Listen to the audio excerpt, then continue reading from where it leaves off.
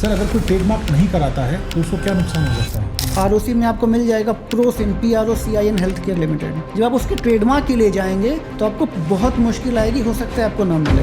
Sir trademark लेने में लोग सबसे बड़ी गलती क्या कर देते हैं? बहुत सारी गलतियां हैं जो हमेशा आपको दिखेगा कि इन्होंने ट्रेडमार्क के लिए अप्लाई किया, वो अबैंडन हो। कोई भी जो एक प्रॉपर ट्रेडमार्क अटॉर्नी है या लॉयर है वो इस चीज़ की गारंटी नहीं दे सकता कि पर्टिकुलर मार्क रजिस्टर्ड हो ही जाए। सर ब्रांड नेम चुनते टाइम पे सबसे बड़ी हमें सावधानी क्या बरतनी चाहिए? उसके बाद अगर रिन्यूअल से 21 जनवरी है, बट अगर वो 6 मंथ्स भी एक्सपायर कर गया तो फिर आपका नाम रजिस्टर से हट जाएगा। The one who is the content writer, the content creator. Interesting case था, अरमानी का नाम आपने सुना होगा, लग्जरी ब्रांड। तो एक मिस्टर AR मनी थे, AR मनी अपना यूज़ कर रहे थे। उसके बाद अरमानी वालों को भी ऑब्जेक्शन हुआ, उन्होंने केस फाइल किया। सर ट्रेडमार्क कभी कभी डिस्प्यूट भी हो जाते हैं। आजकल इतना ज़्यादा एप्लीकेशंस पड़ रहा है कि वो भी बहुत ज़्यादा हेक्टिक हो चुका है। क्या एग्जैक्टली रियलिटी है क्रिप्टो करेंसी की इंडिया में? सर थोड़ा बच के रहें इससे।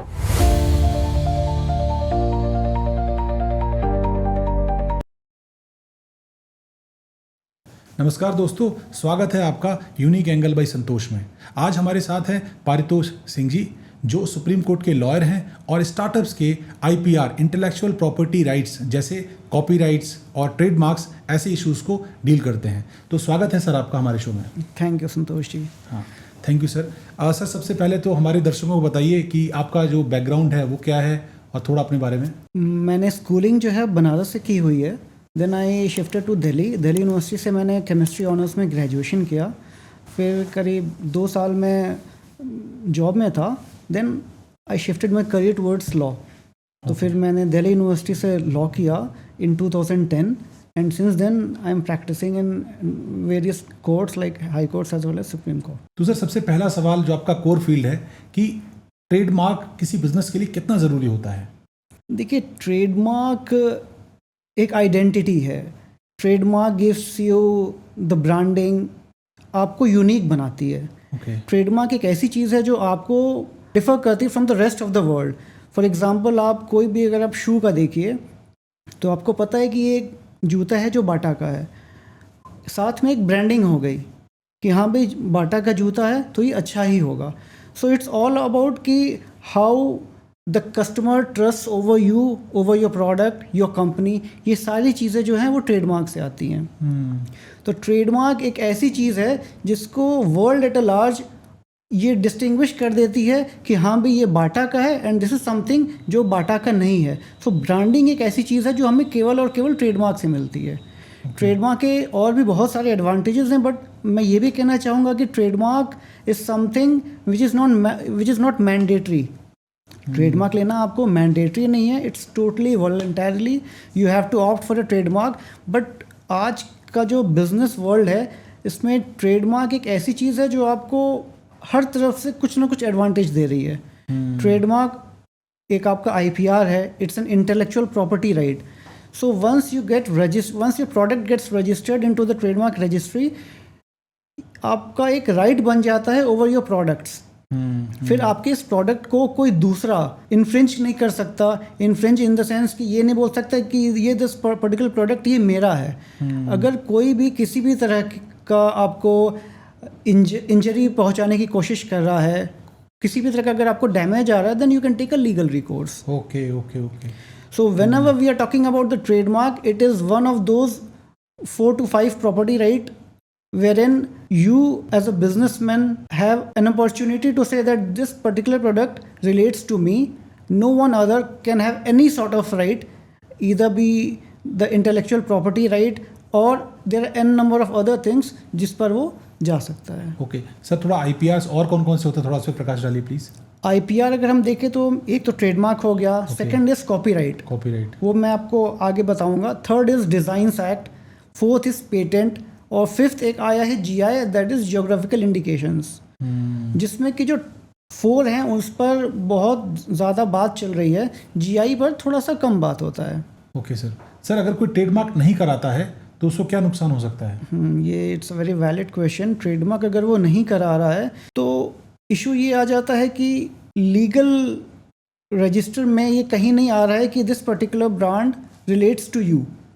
ओके। कल को अगर किसी भी चीज़ की एक ब्रांडिंग हो गई है, उस चीज़ की जब ब्रांडिंग हो गई है तो आपको पता है कि जो नॉर्मल मार्केट है उसमें उसके कॉपी करने वाले भी बहुत आने लगते हैं। तो फिर अगर आपने किसी भी अपने प्रोडक्ट का ट्रेडमार्क नहीं कराया है तो उसमें कॉपिंग के चांसेस बढ़ जाते हैं।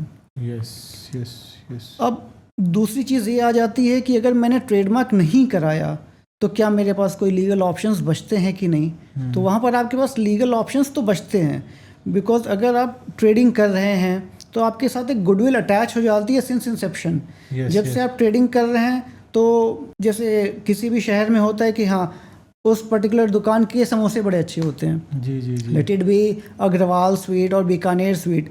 तो अनलेस कि उन्होंने ट्रेडमार्क करवाया हुआ है या फिर एक कोई नॉर्मल सा भी कोई दुकान होता है, हमें पता है कि ये पिछले 100 साल से इनके यहाँ के समोसे बड़े अच्छे आ रहे हैं, तो उन्होंने ट्रेडमार्क अगर नहीं भी करा रखा तो एक गुडविल है उनके पास कि आप वहाँ चले जाइए, वहाँ उनके यहाँ का जो समोसा है वो बड़ा अच्छा मिलेगा।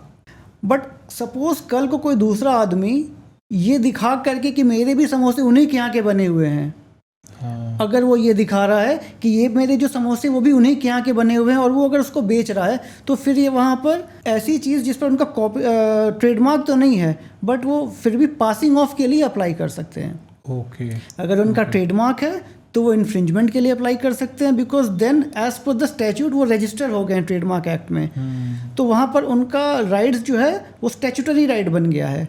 और अगर उन्होंने ट्रेडमार्क रजिस्टर नहीं कराया है so it will be a common law, so it can be treated as a law of tort, जहाँ पर कि पासिंग ऑफ में वो अपने जो भी उनको इंजरी हुई है तो वो डैमेजेस अपने क्लेम कर सकते हैं। सर ये कुछ हो गया कोर्ट मैरिज रजिस्ट्रेशन जैसा। बिल्कुल बिल्कुल, कि अगर आपने रजिस्ट्रेशन करा लिया है तो because of the statute, because of the trademark act आपको बहुत सारे फ़ायदे मिल जाएंगे, आपको बहुत सारी प्रोटेक्शन मिल जाएंगे जो अदरवाइज़ आपको नहीं मिलेंगे। अदरवाइज़ के लिए फिर आपको बहुत ज़्यादा मेहनत करनी पड़ेगी कि जो भी एक तरह का कॉपी हुआ है तो उससे आपको क्या नुकसान हुआ है, आपके गुडविल को क्या नुकसान हुआ है, और उससे आपको जो इंजरी हुई है उसको डैमेज से कैसे आप कॉम्पनसेट कर सकते हैं। परफेक्ट। तो वो थोड़ा मुश्किल हो जाता है अगर आपने ट्रेडमार्क नहीं करवाया है। ट्रेडमार्क करवाने पर वो आपको जो डैमेजेस मिलने हैं वो आसान हो जाते हैं। Okay, perfect sir, perfect. Sir हमें ट्रेडमार्क कराना कब चाहिए? जब आइडिया हम लॉन्च कर रहे हैं तब कराना चाहिए या प्रोडक्ट रेडी हो गया तब कराना चाहिए? ये भी एक बहुत ही अच्छा क्वेश्चन है। अगर हम इंसेप्शन से देखें तो सपोज़ मैं अगर फुटवेयर इंडस्ट्री में जा रहा हूँ तो सबसे पहले कोई क्या करता है कि अगर उसको कंपनी बनानी है तो वो जाके आरओसी में अप्लाई कर देता है। आरओसी में जब वो अप्लाई करेगा तो at the end of the day some 3 to 5 names are given that you have to choose from them. वो लेकर के आ जाता है, खुश हो जाता है कि भाई मेरी कंपनी बन गई, बहुत अच्छी बात है। उसके बाद अगर वो किसी लॉयर के पास जाता है सो ही suggest you go for trademark. अब जब वो ट्रेडमार्क के लिए जा रहा है तो ज़रूरी नहीं है कि वो जो ऑप्शन है उसको मिले ही कि वो ट्रेडमार्क ऑलरेडी हुआ है कि नहीं हुआ है। तो अगर सिंस इंसेप्शन जब वो उसने अपने कंपनी का नाम सोचा हुआ है उस समय उसके दिमाग में होना चाहिए कि क्या मुझे इसका ट्रेडमार्क मिल सकता है, उसके लिए ट्रेडमार्क सर्च के लिए उसको अप्लाई कर देना चाहिए अपने एडवोकेट को, first thing. And the second thing is that अभी जो ई कॉमर्स का पूरा वर्ल्ड चल रहा है so you should get a domain name as well. तो आपको डोमेन नेम पर भी मेहनत करनी पड़ेगी कि मुझे एक ऐसा नाम लेना है जिसका मुझे ट्रेडमार्क भी मिल जाए और उसका डोमेन नेम भी वेकेंट हो जिसको मैं अप्लाई कर सकूं। क्योंकि एक बार अगर आपको एक नाम आपको मिल गया आपकी कंपनी का, let it be Vero life sciences का, मैं आपको एग्जांपल देता हूँ। जैसे मेरा एक क्लाइंट है, उनका है वेरो लाइफ साइंसेज। वेरो लाइफ साइंसेज जब वो अप्लाई करने गए थे तो उनको आरओसी से मिल गया, बट जब सेम वो वेरो लाइफ साइंसेज उसको उन्होंने ट्रेडमार्क में रजिस्ट्री करने गए तो उनको बहुत सारे प्रॉब्लम्स आए। कभी कभी क्या होता है कि अगर मैं फार्मास्यूटिकल की बात करूं तो आप किसी कंपनी का नाम रख दिए, what ever, late it B, जैसे क्रोसिन आता है, क्रोसिन एक बहुत बड़ा ब्रांड है। अगर आपने कंपनी का नाम रखा प्रोसिन हेल्थ केयर लिमिटेड, आरओसी में आपको मिल जाएगा प्रोसिन, PROCIN हेल्थ केयर लिमिटेड। जब आप उसके ट्रेडमार्क के लिए जाएंगे तो आपको प्रोसिन मिलने में बहुत मुश्किल आएगी, हो सकता है आपको ना मिले। पहले तो आपको जो रजिस्ट्रार है उनकी तरफ से ऑब्जेक्शन आएगा कि Crocin is a name of a product which is well known to everyone. तो अगर आप प्रोसिन में जाएंगे तो डिसेप्टिव सिमिलैरिटी एक चीज़ होती है जिसमें कि ये होता है कि जो नॉर्मल जो कस्टमर्स हैं उनके अंदर किसी भी तरह का कन्फ्यूजन नहीं आना चाहिए बिटवीन द टू प्रोडक्ट्स। तो वहाँ पर अगर आप प्रोसिन हेल्थ केयर लिमिटेड के नाम से जाएंगे तो फिर आपको वहाँ पर उसका ट्रेडमार्क मिलना बहुत मुश्किल हो जाएगा।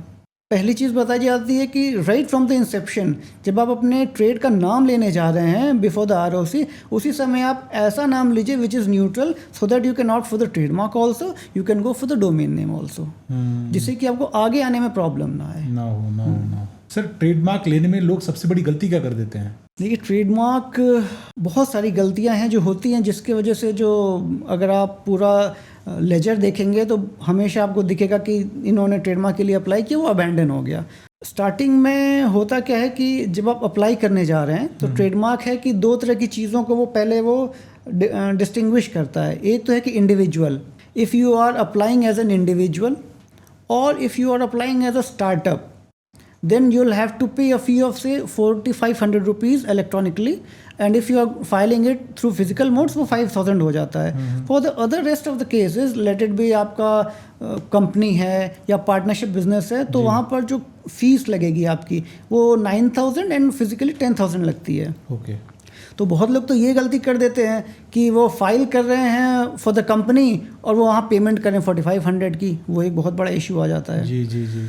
दूसरा जो इशू आता है वो ये है कि आपने प्रॉपर सर्च किया है कि नहीं किया है उस नाम का। कोई भी जो एक प्रॉपर ट्रेडमार्क अटॉर्नी है या लॉयर है, वो इस चीज़ की गारंटी नहीं दे सकता कि पर्टिकुलर मार्क रजिस्टर हो ही जाएगा या नहीं होगा। बट हम एक प्रोबेबिलिटी सेट कर देते हैं कि मेरे पास कोई क्लाइंट आया, उसने मुझे फॉर एग्जांपल 2 नाम दिए, तो मैं बोल दूंगा कि हाँ भाई इसको तो मिलने की कोई चांसेस नहीं, हाँ इसमें 60 to 70% चांसेस हैं, क्योंकि ये एक पूरा एक प्रोसीजर बना हुआ है फ्रॉम द ट्रेडमार्क रजिस्ट्री। उसमें होता क्या है कि पहले मैंने उसको अप्लाई किया, फिर वो एक चेक होता है from the registrar point of view. अगर उनको लगता है कि ये एक ऐसा नाम है, प्रोडक्ट है जो कि किसी दूसरे नाम से इसकी सिमिलैरिटी नज़र आ रही है, तो वहाँ पर वो अपना एक ऑब्जेक्शन रेज कर देगा towards the applicant. Now you have to file a reply to it. Now while filing the reply you have to tell to the registrar that these are the goodwills, these are the prior usage। ये prior usage पर भी मैं आऊँगा। तो ये सारी चीज़ें आपको उनको रिप्लाई में डालनी होती हैं। अगर रजिस्ट्रार कन्विंस हो गया कि हाँ भाई I am convinced with the reply, तो फिर वो उसको जर्नल में पब्लिश करने के लिए भेज देते हैं। ओके। आपका नाम अगर जर्नल में पब्लिश होने के लिए चला गया तो वहाँ 4 months का टाइम पीरियड मिलता है for the rest of the world to file an opposition. In case कभी कभी क्या होता है कि रजिस्ट्रार को लगा कि नहीं भाई it's okay, it can go for the publication in the journal, but किसी थर्ड पार्टी को, the rest of the world, उसको लगता है कि नहीं ये नाम जो है ये मेरे नाम से थोड़ा डिसेप्टिवली सिमिलर है। और ये कुछ ऐसे ऐसे क्लासेस में होता है जहाँ पर जैसे class 5 which deals with pharmaceuticals and veterinary preparations, वहाँ पर आप देखोगे कि मॉलिक्यूल के नाम के आसपास ही सारी दवाइयों के नाम रहते हैं। जी जी जी। अब सैकड़ों हज़ारों कंपनीज़ हैं, तो जो शुरू के जो टॉप के जो 20-30 फार्मास्यूटिकल कंपनीज़ हैं, मोस्टली वो जो भी नज़दीक के नाम होते हैं वो ले लेते हैं। जो बाकी के जो मीडियोकर्स होते हैं, जो एसएमईज़ होते हैं, उनको फिर नाम लेने में प्रॉब्लम आ जाती है। तो बड़ी बड़ी कंपनीज उस पर नाम ले लेती हैं, तो फिर जो रेस्ट ऑफ द वर्ल्ड है उनको मॉलिक्यूल के पास नाम लेने में बड़ी प्रॉब्लम आती है। तो वहाँ तो मैं सजेस्ट करता हूँ कि आप मॉलिक्यूल को छोड़ के कोई दूसरा नाम ले लीजिए, क्योंकि सबसे इम्पॉर्टेंट चीज़ है कि ब्रांडिंग एक ऐसी चीज़ है जो कस्टमर के यूज़ रीयूज़ के बाद आपकी ब्रांडिंग बन जाएगी। बट अगर आप इस टेक्निकलिटीज़ में फंस गए, लीगल टेक्निकलिटीज़ में, तो फिर आप you will have to face the oppositions, फिर उसका आपको काउंटर। हाँ, मैं जो ये पूरा प्रोसेस की बात बता रहा था, फिर अगर जो ऑपोजिशन आ जाते हैं थर्ड पार्टी से, फिर आपको अपना एक काउंटर स्टेटमेंट फाइल करना होता है। ओके। उस काउंटर स्टेटमेंट में आपको सारे एविडेंसेस लगाने होते हैं कि this see I have been a prior usage, this is the goodwill which has been attached to my product, to my company, so this is something which I am not doing in any sort of bad faith. क्योंकि intellectual property right में ये जो word है ना, bad faith, इसका बहुत बड़ा value है। ये मैं आपको आगे भी बताऊंगा कि आप कोई भी चीज़ कर रहे हो तो आप ऐसा मत करो जिससे सामने वाले को चाहे वो इनोवेशन में या इंटेलेक्चुअल प्रॉपर्टी राइट में किसी भी तरह का उसको डैमेज क्रिएट हो, किसी भी तरह की उसको इंजरी हो। तो कभी भी आप कोई भी केस देखेंगे इंटेलेक्चुअल प्रॉपर्टी राइट का, तो कोर्ट को भी यही आपको शो करना होता है कि see what ever I have done it was not done in a bad faith. हाँ, ये मैंने अपने तरफ से बिल्कुल सही से किया हुआ है। और फिर इसके बाद जो है काउंटर स्टेटमेंट के बाद फिर दोनों पार्टीज़ के जो हैं अपने एविडेंसेस वो होते हैं, फिर आर्ग्यूमेंट होता है और फिर हमको पता चलता है कि हाँ भाई मुझे ये नाम मिल रहा है कि नहीं मिल रहा है। Okay. कभी कभी अगर आपको ऑपोजिशन नहीं फाइल हुआ, so you are lucky enough to get the mark. Okay. So depending on this ये होता है कि भाई कभी कभी आपको 6 महीने में ट्रेडमार्क मिल जाता है, कभी 3 साल लग जाते हैं ट्रेडमार्क में। ओके ओके, पूरा प्रोसेस होने पूरा में। एक प्रोसेस होने में। अच्छा सर, एक बार आपको ट्रेडमार्क मिल गया तो क्या ये कभी एक्सपायर भी होता है? बिल्कुल एक्सपायर होता है, ये 10 साल के लिए आपको मिलता है। ओके बट 10 साल के बाद आप उसको रीन्यू कर सकते हैं। ओके 10 साल में होता क्या है कि मान के चलिए कि 1 जनवरी 2025 को एक्सपायर हो रहा है। So 6 months prior to your expiry, say let it be from 1 July 2024, आप उसको रिन्यूअल जो है आप उसमें अप्लाई कर सकते हैं। ओके। रिन्यूअल अप्लाई करने में आपको दोबारा 10,000 रुपीज़ रजिस्ट्री को पे करना पड़ता है। उसके बाद अगर रिन्यूअल से 21 जनवरी है और उसने आपने रिन्यूअल पे नहीं किया, आप भूल गए व्हाटएवर इज, तो फिर आपको 6 महीने का एक ग्रेस पीरियड मिलता है। बट इस ग्रेस पीरियड में आपको 4500 रुपीज़ सरचार्ज देना पड़ जाता है। So apart from that 9,000 rupees you will have to pay 4500 extra, total total 13,500 for the next 6 months only. अच्छा। बट अगर वो 6 months भी एक्सपायर कर गया तो फिर आपका नाम रजिस्टर से हट जाएगा। फिर कोई दूसरा वहाँ apply कर सकता पर है? फिर इशू आ जाता है। वहाँ पर इशू ये आ जाता है कि फिर कोई दूसरा अप्लाई कर सकता है। अब अगर दूसरा अप्लाई कर दिया but you are in the same business, तो फिर आपको एक पूरा एक लीगल बैटल चलना पड़ेगा। आपको ये बताना पड़ेगा कि ये मैं पहले यूज़ कर रहा था, ये मैंने लिया था, एरर की वजह से मैं इसको नहीं कर पाया। फिर आपको सामने वाले को बताना होगा कि भाई इनका कोई प्रायर यूसेज नहीं, क्योंकि अभी तक तो मैं ही यूज़ कर रहा था। So just for 2 to 3 months का एक्सपायरी की वजह से ये कैसे इसको अप्लाई कर सकते हैं। जी। बट उसमें टाइम लगेगा, एक्सपेंसेस लगेंगे, तो इट्स बेटर कि आप रिन्यूअल ऑन टाइम फाइल कर दीजिए। सर एक बात बताइए, ट्रेडमार्क और कॉपीराइट्स होते हैं, डिफरेंट चीज़ें होती हैं, तो आप कुछ एग्जांपल से प्लीज एक्सप्लेन करिए कि दोनों में डिफरेंस क्या होता है। देखिए इसके अलावा थोड़ा सा एक्सप्लेनेटरी मोड है, मुझे बताना पड़ेगा। Please sir, please. अब जैसे कॉपीराइट स्टार्ट कहाँ से हुआ, हिस्ट्री कहाँ से हुई। पहले आपको पता होगा कि जो पुराने स्क्रिप्चर्स होते थे वो हर आदमी लिखता था। जी। फिर सबको ये नॉर्मल पता है कि गुटनबर्ग ने प्रिंटिंग प्रेस बनाया in Germany, that too in the 15th century। But उसके पहले it dates back to the 7th century in China during the Song dynasty. हुआ क्या था कि जैसे उनके जो भी रिलीजियस टेक्स्ट होते थे उनको बढ़ाना था अपने फेथ को, तो उनकी डुप्लीकेसी करनी थी। तो फॉर द फर्स्ट टाइम वो वुड ब्लॉक प्रिंटिंग लेकर के आए। क्योंकि कॉपीराइट के लिए ये समझना बहुत ज़रूरी है कि कॉपीराइट की ज़रूरत क्यों पड़ी। फिर वहाँ से प्रिंटिंग स्टार्ट हुआ, but that was only would block printing होता था। उसके बाद फिर ये गुटनबर्ग ने अपना प्रिंटिंग प्रेस स्टार्ट किया। उन्होंने उसी चीज़ को एनहांस कर करके, अब ये कॉपीराइट का मतलब है कि something which I have written, आपने उसके अलग अलग कॉपीज़ बना दिए। अब उन अलग अलग कॉपीज़ पर मुझे कुछ भी इंसेंटिव्स मिल रहे हैं कि नहीं, मुझे कुछ भी रॉयल्टीज़ मिल रही हैं कि नहीं।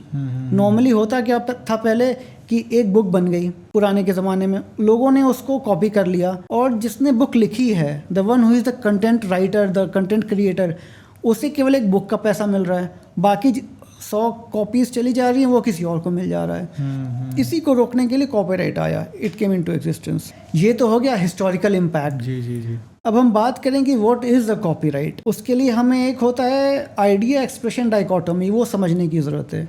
जैसे कोई भी एक आइडिया है, आप उसको कॉपीराइट नहीं कर सकते। क्योंकि आइडियाज तो सबके पास कुछ ना कुछ चल रहे हैं। So until and unless an idea has been transcripted into an expression, that cannot be copyrighted. Okay. For example जैसे मैं आपसे बोल रहा हूँ कि हम ऐसा करते हैं, एक छोटी सी डॉक्यूमेंट्री बना देते हैं इस पर्टिकुलर चीज़ पर। मैंने आपको वो स्टोरी बता दी 15 मिनट की कि हाँ भाई हम एक 15 मिनट की डॉक्यूमेंट्री बनाएंगे। आपने मेरी स्टोरी सुन ली। उसके बाद मैंने उस डॉक्यूमेंट्री पे कोई काम नहीं किया।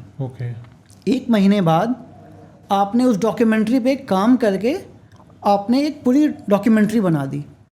अब उस पर्टिकुलर डॉक्यूमेंट्री पर मेरा कोई कॉपीराइट नहीं बनता है। क्योंकि मैंने आपको अपना केवल एक आइडिया शेयर किया था। आपने क्या किया कि उस आइडिया पर एक पूरी डॉक्यूमेंट्री बना दी। Yes. So this is called the idea expression dichotomy, wherein the idea can float from anywhere. सबके दिमाग में अपने अपने आइडियाज हैं, पर जब तक हम उसको एक्सप्रेशन में नहीं ले आते हैं तब तक हम उसको कॉपीराइट नहीं कर सकते। तो ये तो चीज़ हो गई कि कॉपीराइट क्या चीज़ है।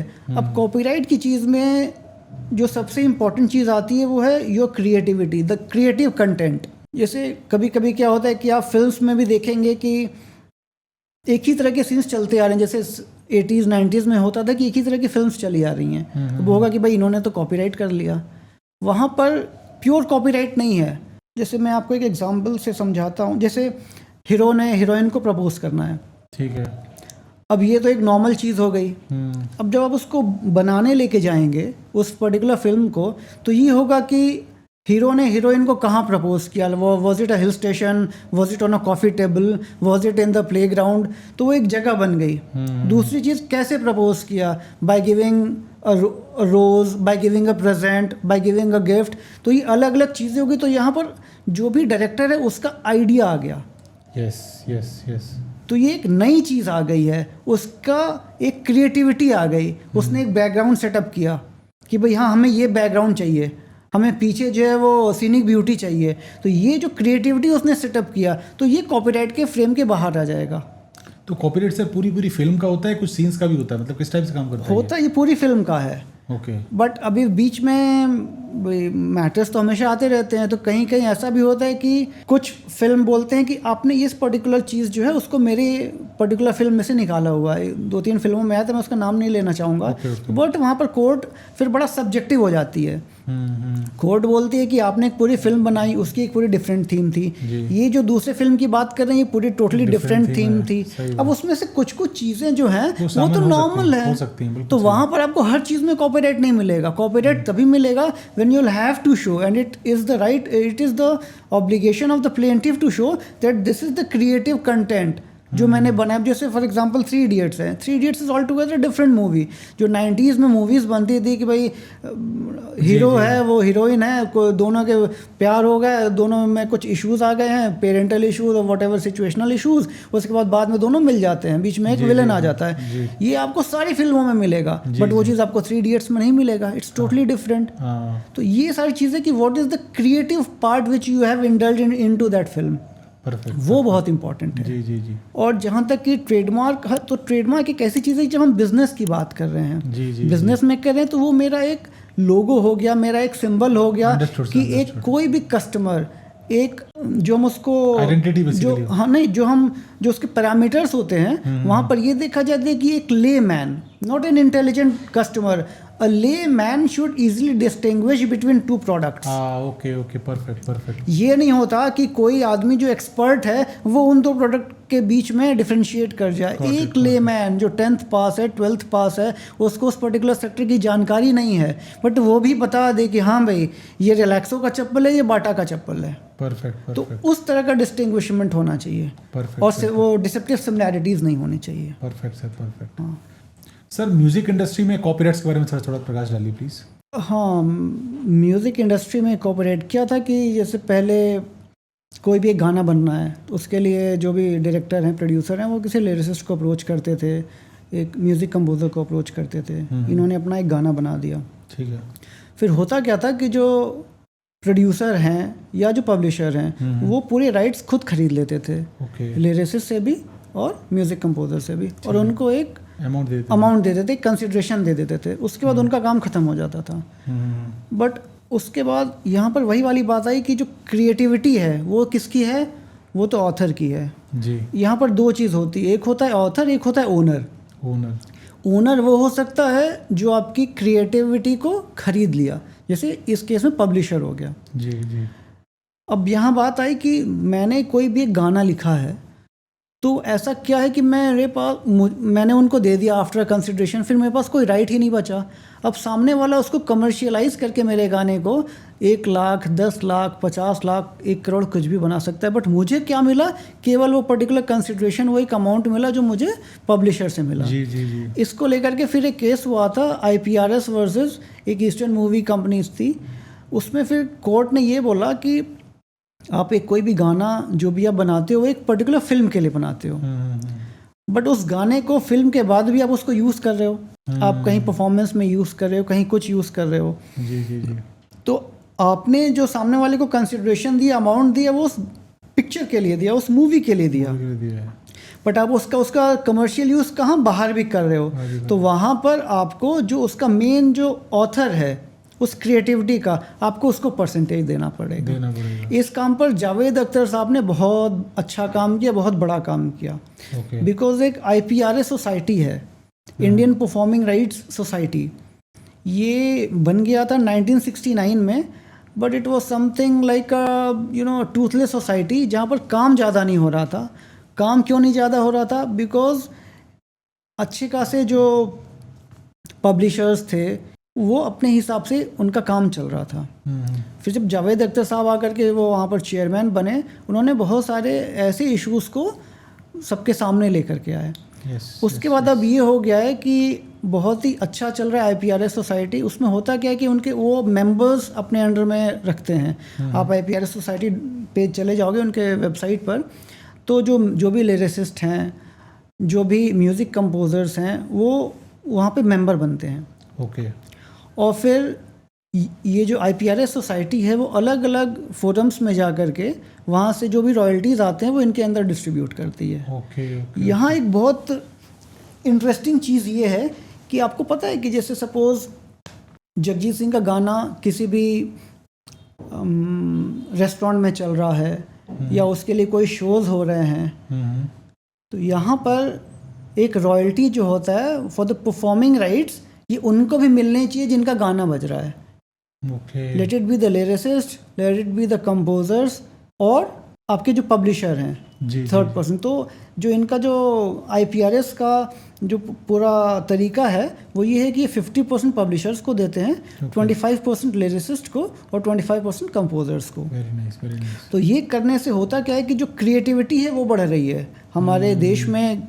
क्रिएटिव लोगों की कोई कमी नहीं है, बट वो जो स्टार्टर्स होते हैं उनको ये नहीं पता है कि मुझे इसके लिए मुझे कुछ पारिश्रमिक मिलेगा कि नहीं, तो वो पहले डिमोरलाइज हो जाते हैं। बट ये सब ऐसे सोसाइटीज, जबकि ये गवर्नमेंट ऑफ इंडिया ने इसको रजिस्टर किया हुआ है 1969 में। अब इससे फ़ायदा क्या हो रहा है कि जो भी कंटेंट राइटर्स हैं, जो भी लिरिसिस्ट हैं, जो भी अपने अगर वो यहाँ पर एनरोल हो जा रहे हैं, तो उनको अलग अलग जगह से जो भी उनके रॉयल्टीज़ आ रहे हैं उनको नहीं पता है कि रॉयल्टीज़ कहाँ कहाँ मेरे गाने बज रहे हैं।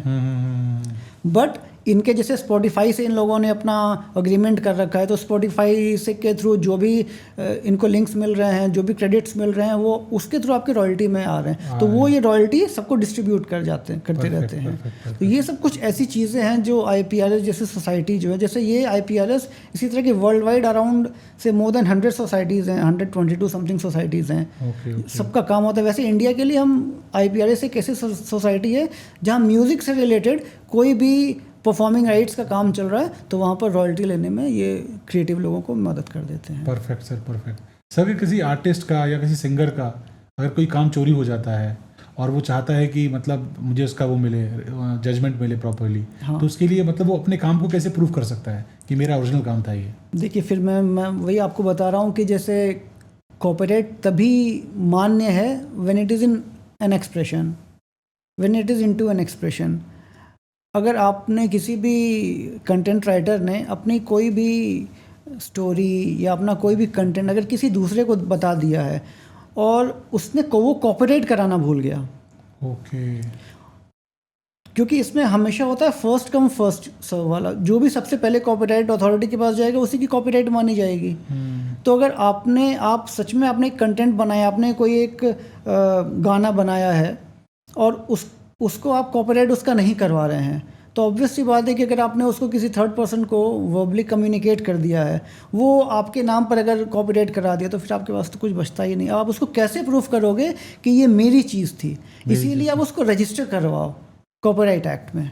ओके सर, कॉपीराइट एक्ट मतलब फॉर एग्जांपल मैंने कोई गज़ल लिखी है, कोई मुझे लगता है कि बहुत बढ़िया गज़ल है, हिट हो जाएगी रात रात और बढ़िया मस्त चल जाएगी, बिल्कुल। तो उसका प्रोसेस क्या होगा सर कॉपीराइट करवाने का? कुछ नहीं, आप ऑनलाइन भी फाइल कर सकते हैं। कॉपीराइट का अपना एक पर्टिकुलर वेबसाइट है, आप उसमें जाइए, उसमें से 7-8 क्वेश्चंस रहेंगे, whether you are the owner, you are the author, जैसे मैंने आपको दोनों के बीच में डिफरेंस बताया, आपने इसको कब यूज़ किया है, और फिर साथ में आपको अपने जैसे पूरी गज़ल है उसकी कॉपी आपको ऑनलाइन सॉफ्ट कॉपी अटैच करनी पड़ेगी। फिर वो आपको एक नंबर दे देंगे, वो उसका एक पर्टिकुलर एक वो होता है, वो अपना चेक करेंगे कि whether this is something which is something जो आपने खुद बनाया हुआ है, जी, फिर जी। आपको उसका एक कॉपीराइट मिल जाएगा। ये कोई बहुत बड़ा काम नहीं है, perfect. Anyone can go for it. एक छोटी सी फीस होती है, वो डिपेंड कि आप किस चीज़ में लेना चाह रहे हैं। आप लिटरेरी में लेना चाह रहे हैं, आप साउंड रिकॉर्डिंग में लेना चाह रहे हैं, स्टार्टिंग फ्रॉम 500 से समथिंग अराउंड 5000 रुपीज़ इसकी फ़ीस होती है। बट वो अलग अलग कैटेगरी का अलग अलग वो होता है। और ये मैं तो यही कहूँगा कि कोई भी चीज़ जो कंटेंट राइटिंग में काम कर रहा है,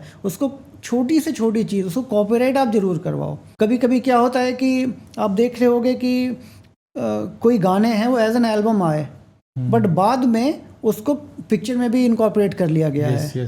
तो वो कैसे आ रहे हैं? वो तो फिर अगर उस गाने को, या तो आप गाने को आपने पब्लिश करा लिया, कॉपीराइट में भी वही चीज़ है, until and unless it is published, तब तक उस पर आपकी कॉपीराइट नहीं है। अगर वो पब्लिश हो गया और ये हो गया कि हाँ भाई आप ही ने पब्लिश किया है, तो ऑटोमेटिक कॉपीराइट आ गया, फिर आपको अप्लाई करने की ज़रूरत नहीं है। आप मेरी बात समझ रहे होंगे। जी जी जी। अगर वो आपने उसको वो यूट्यूब पे पब्लिश कर दिया या किसी दूसरे साइट्स पे पब्लिश कर दिया, so you are the publisher, then you can say that see this is the thing which I have published. ये बाद में आया है तो इन्होंने मेरा कॉपीराइट का इन्फ्रिंजमेंट किया हुआ है, या कॉपीराइट का पासिंग ऑफ किया हुआ है। वहाँ पर ये इशू आ जाता है। तो इधर आप उसको पब्लिश करवा लो, नहीं तो फिर आप कॉपीराइट एक्ट में उसको रजिस्टर करवा लो। जैसे हमारी वेबसाइट है, हमने उसको लाइव कर दिया, नीचे लिख दिया कॉपीराइटेड, तो कॉपीराइट माना जाएगा सर उसका? उस मतलब मैंने रजिस्टर नहीं कराया है, पर नीचे लिख दिया है कि दिस इज अ, और वो आपने उसको ब्रॉडकास्ट कर दिया है, and you are the first one to broadcast, so without taking the copyright, but you have broadcasted a copyright. So जब भी आएगा प्रायर यूसेज की बात आएगी, तो आप ये दिखा सकते हो कि मैंने तो इसको लाइव ही किया था। तो जब ये मैंने लाइव किया तो आप कैसे ले सकते हो? ओके, तो एक लीगल प्रूफ बन जाता है, एक लीगल प्रूफ बन जाएगा ये। सर स्टार्टअप्स और स्मॉल बिजनेस जो होते हैं उसमें डिज़ाइंस होते हैं उनके कुछ, या पैकेजिंग डिज़ाइंस होते हैं, सो उनको सर वो प्रोटेक्ट करना क्यों जरूरी हो जाता है? जैसा मैंने आपको बताया, उसमें आईपीआर में, इंटेलेक्चुअल प्रॉपर्टी राइट में, डिज़ाइन एक्ट भी आता है। ओके। डिज़ाइन एक्ट एक ऐसी चीज़ है जहाँ वो मुझे कोई भी चीज़ है उसके 3D रिप्रेजेंटेशन के बारे में बात करता है। जैसे अगर आज के डेट में मैं टेबल पर आपके कोक का बॉटल रख दूं, उसके अंदर कोक नहीं है, खाली बॉटल रख दूं, आप उसको देख के समझ जाओगे कि ये कोक का बॉटल है। जी जी जी। This is something which comes under the design act. Okay okay. जैसे आप कोई भी BMW, मर्सिडीज़ देख रहे हैं, ये सारे डिज़ाइन एक्ट्स में रजिस्टर्ड रहते हैं। उनकी कोई भी छोटी से छोटी चीज़ कोई दूसरी कंपनी कॉपी ना कर सके। वरना तो ये होगा कि कोई भी इंडियन है, कोई भी साउथ अमेरिकन कंट्री या अफ्रीकन कंट्री है, उसके कोई भी जो छोटे व्हीकल प्रोड्यूसर्स हैं, वो बड़े बड़े कंपनीज के जो व्हीकल्स हैं उसको कॉपी कर ले जाएंगे। बट वो नहीं कर सकते। क्यों? क्योंकि वो डिज़ाइन एक्ट में ऑलरेडी रजिस्टर्ड है। वही हाल है जैसे ट्रेडमार्क है, जैसे कॉपीराइट है, वैसे यहाँ पर डिज़ाइन एक्ट आ जाएगा। यही चीज़ पैकेजिंग में भी हो जाती है। चाहे आप बिस्लेरी के बॉटल देख लीजिए, उसकी भी एक बिल्कुल अलग ही इमेज रहेगी आपके अंदर में। अगर 4 बॉटल्स रखी हुई हैं तो उसका इमेज देख करके आप समझ जाओगे कि नहीं, ये बिस्लेरी का है। और अगर उसको कोई कॉपीराइट करना चाहता है तो फिर ये डिज़ाइन एक्ट्स के अंडर में उसके ऊपर प्रॉपर केस कर सकते हैं। इसलिए जब भी हम, जैसे स्टार्टअप्स होते हैं, इनको ज़्यादा नॉलेज नहीं है, तो पहली तो चीज़ है कि आप किसी एक अच्छे कॉर्पोरेट लॉयर से, who is dealing into the IPR matters, आप उनसे डील करिए छोटी से छोटी चीज़ के लिए, कि भाई मुझे इसका ट्रेडमार्क लेना है, मुझे ये पैकेजिंग करनी है, मैं ये दे सकता हूँ, नहीं दे सकता हूँ। कोई भी चीज़ आप इनोवेटिव लेकर के आ रहे हैं तो आपको कोई इशू नहीं आएगी, अनटिल एंड अनलेस कभी कभी क्या होता है कि आपको लगता है कि ये इनोवेटिव है बट वो ऑलरेडी मार्केट में है। वहाँ पर फिर आपको ये बताना पड़ेगा कि this is something which was not done in bad faith, जो मैंने आपको स्टार्टिंग में बताया था। कि भाई मुझे इस बात का बिल्कुल, और ये आपको प्रूफ करना पड़ेगा कोर्ट में कि मुझे इस बात का बिल्कुल नॉलेज नहीं था कि भाई इस तरह का ही कोई चीज़ बना हुआ है, और अगर ये है भी तो फिर वहाँ पर जो भी डैमेजेस होते हैं वो कम हो जाएंगे। बट जैसा कहा जाता है ना, ignorance of law is no excuse. So you have to be very much vigilant whenever you are coming into the business market, कि भाई हर चीज़ से आपको बचा करके रखना है, चाहे वो पैकेजिंग हो, चाहे वो बॉटल्स हो, चाहे वो ट्रेडमार्क हो, चाहे वो कॉपीराइट हो। सो इसलिए ब्रिक वॉलिंग बहुत ज़रूरी है किसी भी स्टार्टअप को, कि भाई वंस आपको एक ब्रिक वॉलिंग मिल गई है तो फिर, क्योंकि स्टार्टअप का आपको पता नहीं, वो एक इनोवेशन होता है, सबके अंदर एक कंटेंट्स रहता है, क्रिएटिविटी रहती है कि मुझे अपने बिजनेस को यहाँ से यहाँ लेकर के जाना है। इनिशियली तो उन्हें कोई दिक्कत नहीं रहती है, बट जब उनका वो ब्रांड या उनकी वो कंपनी जब वो करोड़ में आने लगती है तो फिर अगल बगल हलचल मचने लगती है। उसके बाद होता है कि भाई इन्होंने आईपीआर इन्फ्रिंजमेंट कर दिया, ट्रेडमार्क इन्फ्रिंजमेंट कर दिया, पासिंग ऑफ कर दिया, तो फिर वो केस पॉपअप होने लगते हैं। वहाँ पे अगर आपको बचना है तो आप स्टार्टिंग में ही अपना ब्रिक वॉलिंग कर लीजिए। सर जो ट्रेडमार्क्स होते हैं वो कंपनी ही यूजुअली उनको अप्लाई करना चाहिए, या जो इंडिविजुअल फ्रीलांसर्स हैं या कंटेंट क्रिएटर्स हैं उनको भी ट्रेडमार्क वाले या आईपीआर वाले रूट में जाना चाहिए और रजिस्ट्रेशन कराना चाहिए? देखिए, इससे कंपनी का कोई लेना देना नहीं है। आप इंडिविजुअल भी जा सकते हैं, कंपनी भी जा सकते हैं, दोनों को बराबर वैल्यू दी जाएगी। यहाँ ऐसा नहीं है कि आप बीइंग एन इंडिविजुअल अगर आप पहले चले गए और सामने वाले बोले कि मैं तो एक बहुत बड़ी कंपनी हूँ, I am a very big fish, तो ऐसा नहीं कि आपका ट्रेडमार्क पर उनको जो है वो वरीयता दी जाएगी, सुप्रीमेसी दी जाएगी। The one who has applied for the trademark उसको ही वरीयता दी जाएगी, but the only thing is कि आप उस बिज़नेस में हों। कभी कभी क्या होता है कि जो कुछ इंडिविजुअल्स जो हैं वो एज अ मिसचिफ कह लीजिए या जो कह लीजिए, उनको पता है कि एक पर्टिकुलर कंपनी बढ़ रही है तो उसके नाम के आसपास का ट्रेडमार्क ले लेते हैं। Again that bad faith concept comes into. फिर वो कंपनी बोलेगी कि भाई मैं तो इसी बिजनेस में हूँ, बट इनका फिर वो जो रजिस्ट्री है या जो कोर्ट है वो इनसे पूछेगी कि आपने ये प्रोडक्ट अगर बनाया है, मैन्युफैक्चर किया है या मार्केटिंग कर रहे हैं तो आप उसके पूरे एविडेंस सप्लाई करिए कि भाई आपने सिंस इंसेप्शन आपके जो इनवॉइसेस हैं, आपने एडवर्टीज़मेंट पे खर्च किए हैं, आपने बैनर्स बनवाए होंगे, आपने सोशल मीडिया पर फ्लोट किए होंगे, वो सब आप उसके मुझे लिस्ट दीजिए। और फिर उनका जो टैली हो जाता है उससे सब कुछ क्लियर हो जाता है कि इन्होंने गुड फेथ में ये लिया हुआ है ट्रेडमार्क या बैड फेथ में लिया हुआ है। But a trademark is a trademark. उससे कोई मतलब नहीं है कि आप एज एन इंडिविजुअल ले रहे हैं या आप एज अ बिग कंपनी ले रहे हैं। Okay sir. हाँ, तो अगर आप कोई भी बिजनेस स्टार्ट करने जा रहे हैं, पहला काम करिए, आपको लगता है कि आप उस बिजनेस में आगे बढ़ेंगे, you go for a trademark. Okay. अगर आप कुछ भी चीज़ क्रिएटिव बना रहे हैं, go for a copyright. Okay. आपको ये करना ही पड़ेगा जिससे आपको आगे आगे प्रॉब्लम ना आए। Perfect sir, perfect sir. जैसे कई सारे आजकल स्टार्टअप्स स्टार्ट होते हैं और बहुत अच्छा कर जाते हैं तो आउट ऑफ इंडिया वो एक्सपेंड कर देते हैं। तो सर जो हमारे इंडिया के जो कॉपीराइट होते हैं और या ट्रेडमार्क्स होते हैं वो इंटरनेशनली भी वैलिड होते हैं? अगर नहीं होते हैं तो फिर उसके लिए हमें क्या करना चाहिए? हाँ, it was a valid question. जो भी ट्रेडमार्क है वो इंडिया के लिए वैलिड है, बट इंडिया जो है वो वाइपो के अंडर में आता है, विच वॉज अ कन्वेंशन जिसमें ऑल ओवर ग्लोब के बहुत सारे countries, mostly every country were a member of it. तो अगर आपको आपका बिजनेस बाहर जा रहा है तो आप क्या करिए कि उसका आपको एक इंटरनेशनल ट्रेडमार्क लेना पड़ेगा। वहाँ पर जो आपका इंडियन ट्रेडमार्क है वो एक बेसिस बन जाएगा कि look, we have been into this business for the past 10 years और 5 years, we have a valid trademark, so based on that we are applying for a trademark world wide, whatever country you are opting for. ये दो चीज़ आ जाती है। Sir social media पे आजकल हम अक्सर देखते हैं कि लोग ब्रांड्स कॉपी कर लेते हैं, है ना? तो सर हमें कैसे प्रूफ करते हैं कि असली ब्रांड हम ही है? और अगर हमने गलती से मान लो ट्रेडमार्क या कॉपीराइट नहीं करवाया है और हमें प्रूफ करना पड़ता है तो मतलब उसका प्रोसीजर क्या रहता है सर? अगर हमने ट्रेडमार्क नहीं करवाया है तो वैसे में मैंने बोला कि आपके पास एक गुडविल रहती है कि मैं 5 साल से 10 साल से पर्टिकुलर प्रोडक्ट बेच रहा हूँ या उसकी मार्केटिंग कर रहा हूँ या प्रोड्यूस कर रहा हूँ।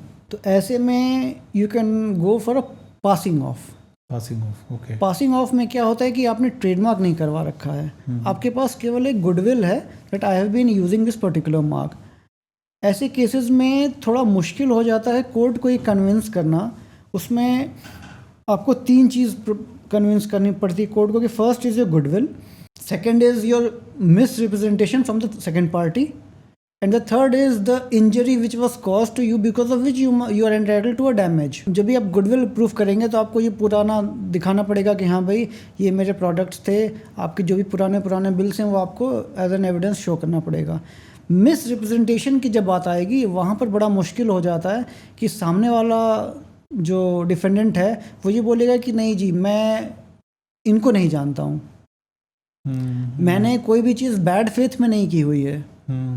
तो वहाँ पर जो एक इश्यू आ जाता है वो बोलता है कि what ever I have done in good faith, मेरा इनसे कोई लेना देना नहीं, मुझे इनके बारे में कुछ पता नहीं था।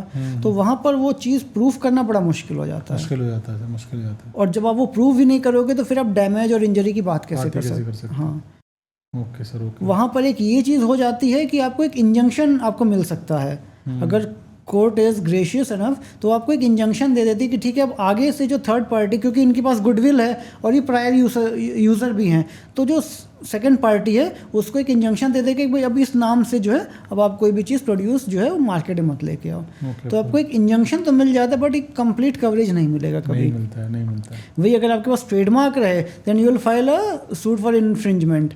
वो चूंकि एक स्टैट्यूटरी राइट है, फिर तो आपको चूंकि आप रजिस्टर्ड हो तो और सामने वाले का मिस रिप्रेजेंटेशन क्लियर कट आ जाएगा कि he has done anything sort of deceptive similarities, और फिर डैमेजेस उस पर मिलना बहुत आसान हो जाता है कि भाई मेरा ये गुडविल था, सामने वाले ने मेरे गुडविल को स्पॉइल करके इतने का अपना फ़ायदा उठा लिया, तो मुझे इतने की इंजरी हुई तो उस पर वो मुझे डैमेजेस मिलना आसान हो जाता है। Perfect sir, perfect. सर एक बार बताइए कि जैसे अब इसी चीज़ पे थोड़ा सा मैं इसे एक्सटेंड करूँगा कि फॉर एग्जांपल मेरा एक बिजनेस है और मैंने उसका कॉपीराइट ले रखा है, बिजनेस का ट्रेडमार्क ले रखा है, ट्रेडमार्क ले रखा है, सॉरी हाँ ट्रेडमार्क ले रखा है, या मेरा कोई सॉन्ग है मैंने उसको कॉपीराइट ले रखा है, ठीक है, बोथ द केसेस।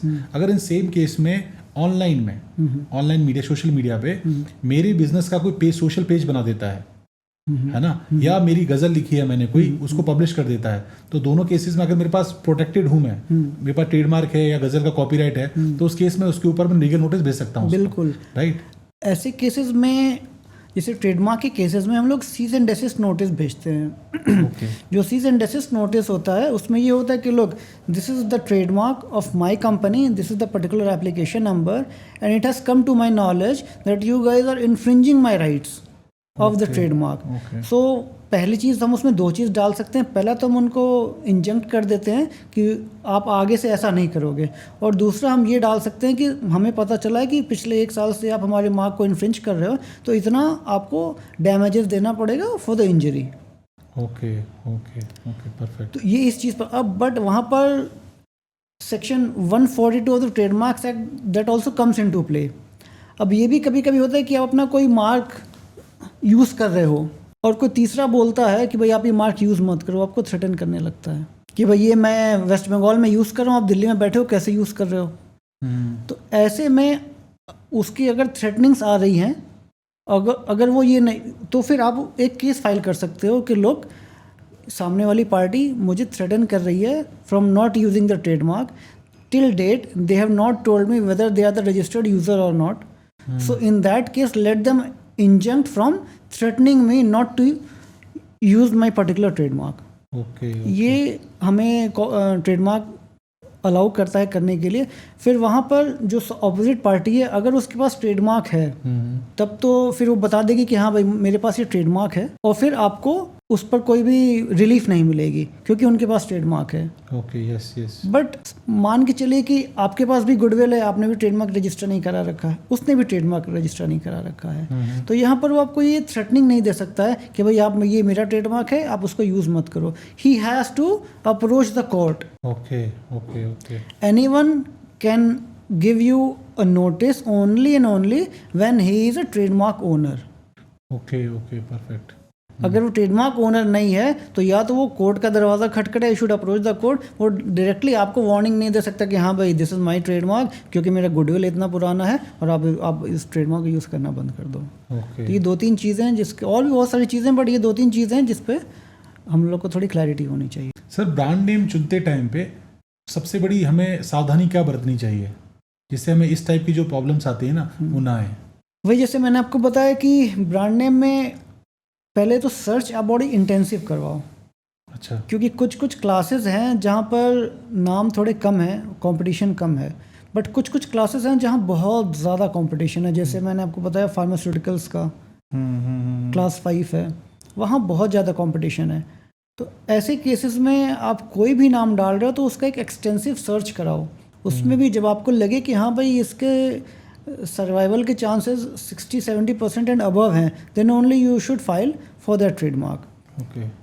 ऐसा नहीं होना चाहिए कि आपको लगे कि हाँ भाई ये नाम जो है मॉलिक्यूल के बहुत नज़दीक है, या ये एक ऐसा नाम है जो उस पर्टिकुलर डिजीज़ के बहुत नज़दीक है, तो मैं इस नाम को ट्रेडमार्क अप्लाई कर देता हूँ। क्योंकि once you have applied trademark, अगर वो अबैंडन होता है तो आपका तो पूरा पैसा चला गया, फिर आपको एक नया ट्रेडमार्क फाइल करना पड़ेगा, तो फिर आप 1 साल पीछे हो जाते हो, 1.5 साल पीछे हो जाते हो। दूसरी चीज़ कि सपोज़ कोई अगर फार्मास्यूटिकल इंडस्ट्री में है तो वो मिनिमम फॉर दैट सेक अगर वो एक इंटरनल मेडिसिन सेक्टर ढूंढ स्टार्ट करता है या कार्डियो में जाता है, तो उसके पास एक प्रोडक्ट्स की एक रिजीम हो जाती है कि हाँ भाई 10 to 15 प्रोडक्ट्स हैं, वो उसको यूज़ करना है। तो वो जो भी 10 to 15 प्रोडक्ट्स हैं, तो सारे प्रोडक्ट्स के लिए वो एक एक्सटेंसिव सर्च पहले ही करवा ले। उसके पास 8 से 10 नाम उसने पहले फॉरवर्ड कर दिए।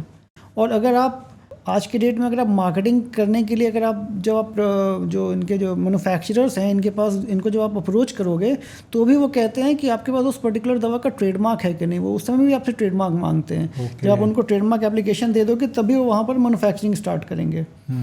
तो ऐसे में you have to be very much cautious कि भाई जो सर्च है वो बहुत एक्सटेंसिव हुआ है, जिससे कि उसकी प्रोबेबिलिटी बढ़ जाए। फर्स्ट। सेकेंड, उसमें एक ऑप्शन आता है प्रायर यूसेज का। मान के चलिए कि मैं किसी प्रोडक्ट को, किसी एक फुटवेयर को मैं पिछले 2 साल से यूज़ कर रहा हूँ, बट मैंने उसका ट्रेडमार्क नहीं करवाया है। तो एक प्रायर यूसेज एफिडेविट फाइल करनी चाहिए हमको, जहाँ पर ये लिखे कि हाँ भाई this was the date when I first started this business. ये मेरा पहला इनवॉइस हो गया। लेट इट बी एक कंपनी है जैसे शुगारो फैशंस, उसका एक जूता आता है शुगारो, तो उनको एक प्रायर यूसेज एफिडेविट में डालना पड़ेगा कि जो मैंने सबसे पहले इसका यूसेज था वो इस दिन से स्टार्ट किया था। वो 2 साल पुराना, late it be the first invoice, और आपका एक लेटर है या आपने अगर कुछ एडवर्टीजमेंट करवाया हुआ है, तो ये पूरे जो भी डॉक्यूमेंट्स होते हैं ये आपको लगाना पड़ता है प्रायर यूसेज में। प्रायर यूसेज में क्या फ़ायदा है कि आज आपने फ़ाइल किया और किसी ने 6 महीने पहले आपसे फाइल किया हुआ है बट उसने प्रायर यूसेज नहीं लगाया हुआ है, तो वैसे केस में प्रायर यूसेज के बेस पर आपको वो पर्टिकुलर राइट मिल सकता है। प्रायर यूसेज एक ऐसी चीज़ हो गई। दूसरा, आप सर्च पर बहुत ज़्यादा ध्यान दीजिए। और तीसरा है कि कभी कभी भी जब आप वर्ड मार्क डाल रहे हैं, इसमें भी 2 चीज़ होती हैं। एक होता है वर्ड मार्क, एक होता है डिवाइस या लोगो। तो हमें पता होना चाहिए कि हम डिवाइस का भी ट्रेडमार्क करवा सकते हैं, हम वर्ड मार्क का भी ट्रेडमार्क करवा सकते हैं। तो अगर जब भी हम ट्रेडमार्क वर्ड मार्क का करवा रहे हैं तो कुछ भी स्पेलिंग मिस्टेक्स ना हो, वरना आपके पूरे पैसे चले जाएंगे, ठीक रखते सारे कुछ। तो थोड़ी सावधानी ये तो आपको रखनी पड़ेगी। सर, जो ब्रांड नेम होता है और डोमेन नेम होता है उसमें आपस में लिंक रखना चाहिए, मतलब वो कैसे मैनेज करते हैं ट्रेडमार्क में? हाँ सर, ये एक बड़ा अच्छा इशू है। इसमें क्या है कि एक बड़ा ही इंटरेस्टिंग केस था। अरमानी का नाम आपने सुना होगा, इट्स अ लग्जरी ब्रांड। तो एक मिस्टर AR मनी थे, तो वो डिज़ाइनर ग्राफिक थे। तो वो AR मनी अपना यूज़ कर रहे थे सिंस 1981 और 82 समथिंग। अच्छा। फिर जब डोमेन नेम लेने की बारी आई तो उन्होंने armoney.com ले लिया। जी। उसके बाद अरमानी वालों को भाई ऑब्जेक्शन हुआ, उन्होंने केस फाइल किया वाइपो में। तो भाई हुआ कि ये तो हमारा वेल नोन ब्रांड है, we are such a luxury company, तो ये AR मनी ने बैड फेथ में लिया हुआ है। फिर पूरा डिटेलिंग हुआ, उसमें ये आया कि भाई AR मनी जो है वो उनका नाम का फर्स्ट 2 इनिशियल्स और दूसरा उनका सरनेम है। बिल्कुल। और वो इतने दिन से इस पर्टिकुलर बिजनेस में है। तो उन्होंने ये चीज़ बैड फेथ में नहीं की है। तो ऐसे में armani.com उनको मिल गया। तो उनके पास अभी भी है वो। अब ये हो सकता है कि भले उसके बाद किसी कंसिडरेशन किसी पे अरमानी ने ले लिया हो, that I don't know, but court का जो डिसीजन था वो यही था कि भाई armani.com उनको मिलेगा। परफेक्ट है सर। बस वही चीज़ है जो मैंने आपको बताया कि बैड फेथ नहीं होना चाहिए इंटेलेक्चुअल प्रॉपर्टी राइट में। कुछ देखिए वर्ड्स हैं जो हमेशा सबको ध्यान देने पड़ेंगे। एक हो गया प्रायर यूसेज का, एक हो गया बैड फेथ। कॉपीराइट में अगर हम जाएं तो something which is innovative in nature, आपने वो चीज़ कॉइन की हो, तो ये कुछ चीज़ें हैं जो बहुत इंपॉर्टेंट रखते हैं कि आप किसी को बेवकूफ़ मत बनाओ। सर, ट्रेडमार्क कभी कभी डिस्प्यूट भी हो जाते हैं, तो उनको सर रिजॉल्व करने में अप्रॉक्सीमेटली कितना टाइम लगता है और कितना पैसा लगता है?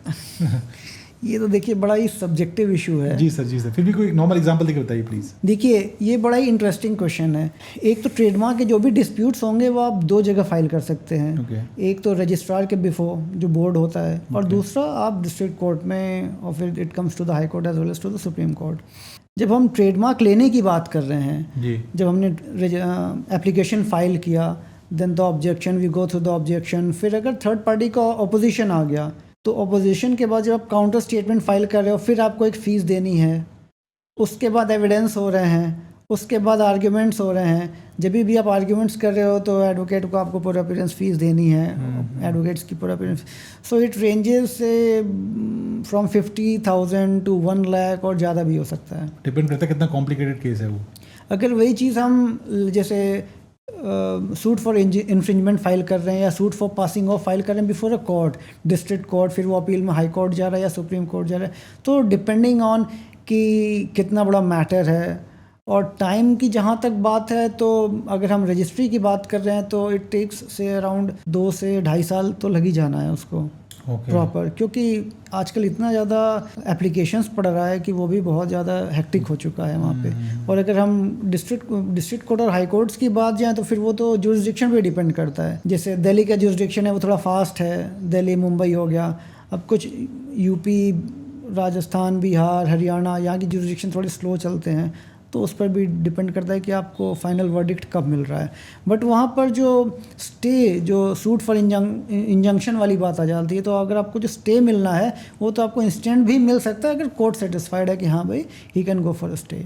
Okay sir, okay. हाँ सर एक थोड़ा कॉपीराइट के बारे में और बताइए। कॉपीराइट हो गया या आपका ट्रेडमार्क हो गया कि अगर किसी बंदे को, कोई बंदा है उसने ले रखा है, फॉर एग्जाम्पल मैंने ले रखा है, अब मैं उसको बेचना चाहता हूँ, तो मैं क्या उसको बेच सकता हूँ सर? बिल्कुल। ट्रेडमार्क एक ऐसी चीज़ है जो कि जैसे आजकल तो मर्जर एंड एक्विजिशंस हो रहे हैं। जी सर जी। तो मर्जर एंड एक्विजिशंस में इट्स नॉट कि आपकी केवल प्रॉपर्टी आप उसको ट्रांसफ़र कर रहे हैं, साथ साथ में आपका ट्रेडमार्क, क्योंकि trademark is also an intellectual property.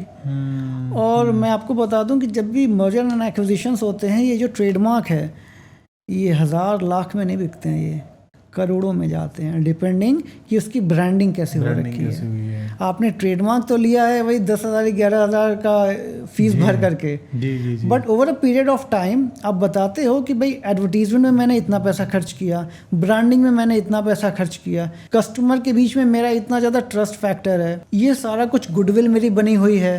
तो इन सब को लेकर के वो करोड्स में चला जाता है जब भी हम मर्जर एक्विजिशंस की बात कर रहे हैं। आपने किसी को अपनी कंपनी बेचनी है तो आप उसके जो असेट्स हैं उसको तो आप अलग बेच रहे हो, और जो IPR है आप उसको एक अलग कैटेगरी में बेचते हो, और ये बड़ा हैंडसम अमाउंट होता है। जी sir. It's a very handsome amount. बस ये कि जब भी आप इसको बेच रहे हैं, so you have to inform the registry that this was my prior company and as per the transfer deed this is the new company, so all the IPRs, all the trademarks, it should come under the banner of this particular company. Perfect sir, perfect. तो ये बहुत ही मतलब जो transfer agreements होते हैं, handsome money आता है इसमें। हाँ नाइस सर, नाइस सर। अब थोड़ी सी बात करेंगे आप क्रिप्टो करेंसी पे, उसकी लीगैलिटीज़ पे थोड़ा सा प्रकाश डालिए कि मतलब इसके बारे में, मतलब लॉ वाइज लीगली मतलब अभी क्या परसेप्शन है और क्या एग्जैक्टली रियलिटी है क्रिप्टो करेंसी की इंडिया में। सर थोड़ा सा प्रकाश डालिए प्लीज़। देखिए, क्रिप्टो करेंसी एक बहुत ही वाइड सब्जेक्ट है, और जो आजकल चलन चल रहा है क्रिप्टो करेंसी का, तो मैं खुद को बड़ा कंजर्वेटिव फील करता हूँ, क्योंकि मैं एज एन एडवोकेट ही बताऊँगा आपको, लॉयर ही बताऊँगा, तो जो भी उसके लुक्रेटिव पार्ट्स होते हैं मुझे उनसे कोई लेना देना नहीं रहेगा। जी सर। क्रिप्टो करेंसी के लीगैलिटी के लिए ये समझना बहुत ज़रूरी है कि क्रिप्टो करेंसी क्या है। जी। और ये आज तक किसी को समझ में नहीं आया। कोई बोलता है कि crypto currency is a currency, कोई बोलता है इट्स अ वर्चुअल करेंसी, कोई बोलता है इट्स अ फंड, कोई बोलता है कि इट्स अ कमोडिटी। तो ये एक ऐसी चीज़ है जिस पर अभी मुझे और भी रिसर्च करना होगा, बट एक लिमिटेड पर्सपेक्टिव में अगर मैं आपको बताऊं तो 2018 में RBI ने एक सर्कुलर निकाला था जिसमें उसने बोला था कि जो भी बैंकिंग इंस्टीट्यूशंस हैं which are regulated by RBI, which are in India, उनको क्रिप्टो करेंसी से दूर रहना चाहिए। ठीक है। अब इस पर्टिकुलर सर्कुलर को लेकर के जो एक internet and mobile association of India है, उसने केस फाइल किया सुप्रीम कोर्ट में अगेंस्ट द RBI 2018 में। सर्कुलर था आपका आई थिंक 5th और 6th ऑफ अप्रैल 2018 का। तो उसमें RBI ने क्या बोला था कि हम बैन नहीं लगा रहे हैं क्रिप्टो पे, हमने कोई बैन नहीं लगाया, सजेस्ट कर रहे हैं बस। हम सजेस्ट भी कर रहे हैं, हम कॉशन भी कर रहे हैं। किसको? पब्लिक एट लार्ज को भी कॉशन कर रहे हैं, क्योंकि अभी हमारे पास कोई भी लेजिस्लेशन नहीं है। तो तो ये एक ऐसी चीज़ है जिसका कोई लीगल फ्रेमवर्क बना ही नहीं है इंडिया में। इंडिया में क्या, बहुत सारी कंट्रीज़ में है जहाँ नहीं बना है। अमेरिका भी लेके नहीं, यूएस भी लेके नहीं आ पाया है। अब मैं केवल उस केस की बात कर रहा हूँ, मैं अभी क्रिप्टो करेंसी पर अपना कुछ भी ओपिनियन नहीं दे रहा हूँ। तो वहाँ पर 3 तरह के लोग गए। एक तो बोले कि भाई we are dealing with the crypto currency, हम खरीद बेच सकते हैं कि नहीं। एक हुआ कि हम उसमें ट्रेडिंग कर सकते हैं कि नहीं। तो भाई कोर्ट ने बोला कि भाई आप अपने गाइडलाइंस लेकर के आओ। आरबीआई ने बोला कि भाई जो जिस भी तरह का जो कंज्यूमर प्रोटेक्शन है वो हम दे नहीं सकते हैं। ये एक ऐसी चीज़ ले आ रहे हैं क्रिप्टो करेंसी जिसमें बहुत सारी चीज़ जो हैं वो एनोनिमस हैं। इसके रेगुलेटर्स कौन हैं हमें नहीं पता। ये करेंसी कैसे बनी ये हमको नहीं पता चल रहा है। तो फिर वो जो कोर्ट है उसमें सारी ऊपर से मतलब एक करीब 180 पेजेस का पूरा जजमेंट है। उसमें वो बिटकॉइन के जो स्टार्टर थे सतोशी, वहाँ उन्होंने जो वाइट लेटर लिखा था कि उन्होंने इसको यूज़ कैसे किया, उन्होंने इसको बनाने की सोची क्यों। तो उन्होंने इसलिए बनाने की सोची कि ये एक ऐसी चीज़ है जो 1 to 1 के बीच में रहे, जिसमें किसी भी सेंट्रल एजेंसी, किसी भी थर्ड पार्टी का किसी भी तरह का इंटरवेंशन ना रहे। Everything is in the blockchain technology और वो 1 to 1 चलता रहे। उस समय तो उन्होंने ये नहीं बोला था कि जो लॉ ऑफ द लैंड की जो करेंसी है हम उसके साथ भी इसको ट्रेड करेंगे। उन्होंने अपने एक इंटरनल मेंबर्स के लिए इसको रखा हुआ था। तो फिर अब आप उसको किसी भी सॉवरेन, किसी भी फिएट करेंसी के साथ आप उसको लिंक क्यों करना चाहते हो? सबसे बड़ा तो इशू ये आ गया। बट यहाँ पर सुप्रीम कोर्ट ने ये बोला कि आरबीआई, इनके जो कंटेंशंस थे, जो पिटिशनर के कंटेंशन थे वो ये थे कि भाई ये करेंसी तो है नहीं, आरबीआई का क्या काम है, करेंसी जब ये है ही नहीं तो इसको ही प्रोहिबिट कैसे कर सकते हैं। तो आरबीआई ने बोला कि पहली बात तो हमने इस पर कोई बैन नहीं लगाया है। मैंने बोला है कि जो मेरे जो बैंकिंग इंस्टीट्यूशंस है वो इससे दूर रहें। क्यों बोला है? क्योंकि जो भी क्रेडिट या फाइनेंस स्ट्रक्चर चल रहा है ऑल ओवर इंडिया में, उस पर ध्यान देना मेरा काम है कि वो सही चल रहा है या नहीं चल रहा है। उसके रोल्स एंड रिस्पॉन्सिबिलिटीज़ जो हैं वो कन्फर करता है from the central government. RBI का काम है ये देखना कि जो करेंसी सिस्टम चल रही है, उसकी जो क्रेडिट सिस्टम चल रही है, उसकी जो ओवरऑल फाइनेंशियल सिस्टम चल रही है पूरी कंट्री की, वो उसको रेगुलेट करना है। वहाँ पर ये आ करके हमें किस तरह से नुकसान पहुँचाएंगे, ये भी काम आरबीआई का है। फिर सुप्रीम कोर्ट ने पूछा कि आप बताइए कि आपको कितने का नुकसान हुआ है। वहाँ पर आरबीआई ये अभी तक डिस्क्लोज नहीं कर पाए कि because of the virtual currency उनको कितने का नुकसान हुआ है। फिर यहाँ पर सुप्रीम कोर्ट ने बोला कि देखिए, पहला काम तो है कि कोई भी चीज़ आ रही है आप उस पर डायरेक्ट बैन नहीं लगा सकते हैं। क्यों? क्योंकि फिर वहाँ पर 19(1) राइट टू प्रोफेशन का हवाला दिया गया फ्रॉम द पिटिशनर कि हम न बिटकॉइन खरीद रहे हैं ना बेच रहे हैं, we are an exchange platform of the bitcoin और अदर करेंसी, क्रिप्टो करेंसीज। तो वहाँ पर हम लेन देन तो कर नहीं रहे हैं, तो जो हमारा राइट टू प्रोफेशन है वो वायलेट हो रहा है। तो ऐसे पे बहुत ही कंसाइज, मतलब पूरा ब्रॉड डिसीजन नहीं है।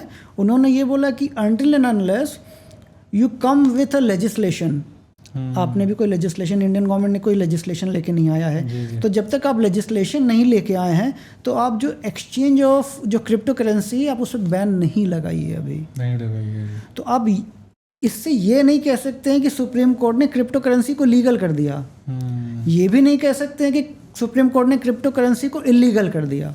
समझ गया। सुप्रीम कोर्ट ने बोला है कि आपके पास कोई प्रॉपर लेजिस्लेशन नहीं है, डाइसी है, अभी भी ये डाइसी है, आपके पास कोई लेजिस्लेशन नहीं है। तो जब आपके पास लेजिस्लेशन नहीं है तो उसके कुछ प्रोपोर्शनैलिटी टेस्ट होते हैं। उस प्रोपोर्शनैलिटी टेस्ट में आरबीआई पूरी तरह से पास नहीं हो पाया। मैं ये नहीं कहूँगा फेल हो गया, पूरी तरह से पास नहीं हो पाया, जिसकी वजह से जो पिटिशनर्स थे IMAI, internet and mobile association of India, उनको ये एक बेनिफिट ऑफ डाउट मिल गया कि हाँ, जो भी एक्सचेंज ट्रेडर्स हैं वो अपना काम कर सकते हैं टिल जब कोई लेजिस्लेशन नहीं आ जाता है। मुझे लगता है सर ये बहुत बड़ा टॉपिक है, बहुत बड़ा टॉपिक है, और ये बड़ा सोच समझ के मुझे बोलना पड़ रहा है। जी, क्योंकि अभी तक है ही नहीं, रेगुलेशन ही नहीं आया हुआ है। सुप्रीम कोर्ट ने ये बोला है आरबीआई को कि जो एक्सचेंज रेट्स हैं उनको अब मना नहीं कर सकते हैं। बट यहाँ पर प्रॉब्लम है कि जो भी ड्रग ट्रैफिकिंग है, इमोरल ट्रैफिकिंग है, उसके जो प्रोसीड्स हो रहे हैं वो क्रिप्टो करेंसी के थ्रू आपके इकोनॉमी में पैरेलली जा रहे हैं, जा सकते हैं। और इन्हीं सब चीज़ों के लिए आरबीआई ने मना किया हुआ था।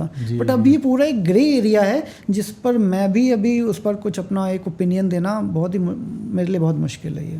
ओके सर, नेक्स्ट टाइम भी कवर करेंगे बिल्कुल बस ये है कि जो कंज्यूमर्स हैं, जो भी हमारे सिटीजन्स हैं, वो थोड़ा बच के रहें इससे। ये आपको बहुत लुक्रेटिव लगेगा। लोग ये भी कहेंगे कि अगर आप अभी नहीं लोगे, जब पूरा लेजिस्लेशन आ जाएगा फिर तो उसकी वैल्यू ज़्यादा ऊपर नीचे नहीं होगी।